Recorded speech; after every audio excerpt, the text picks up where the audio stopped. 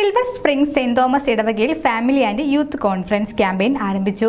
Silver സ്പ്രിംഗിലുള്ള Saint Thomas Orthodox ഇടവകയിൽ March 23 North East American ഭദ്രാസന ഫാമിലി ആൻഡ് യൂത്ത് കോൺഫറൻസിന്റെ കിക്ക് ഓഫ് പരിപാടിക്ക് വേദിയായി. കുർബാന ശുശ്രൂഷയ്ക്ക് ശേഷം വികാരി ഫാദർ റെജി ചാക്കോ കോൺഫറൻസ് ടീമിനെ ഊഷ്മളമായി സ്വാഗതം ചെയ്തു. ഫാമിലി കോൺഫറൻസിന്റെ ആത്മീയവും സാമൂഹികവുമായ മൂല്യം എടുത്തു പറഞ്ഞുകൊണ്ട് എല്ലാവരും രജിസ്റ്റർ ചെയ്യാനും പങ്കെടുക്കുവാനും ഫാദർ റെജി ചാക്കോ പ്രോത്സാഹിപ്പിച്ചു. Conference treasurer John Thamaravelil conference ടീമിനെ പരിചയപ്പെടുത്തുകയും കോൺഫറൻസിന്റെ വിശദാംശങ്ങൾ പങ്കുവയ്ക്കുകയും ചെയ്തു. രജിസ്ട്രേഷൻ പ്രക്രിയയുടെ ഒരു അവലോകനം അദ്ദേഹം നൽകുകയും ഭദ്രാസനത്തിലെ കുടുംബങ്ങളുടെ ആത്മീയ ഉണർവിന് കോൺഫറൻസിന്റെ പ്രാധാന്യം എടുത്തു കാണിക്കുകയും ചെയ്തു.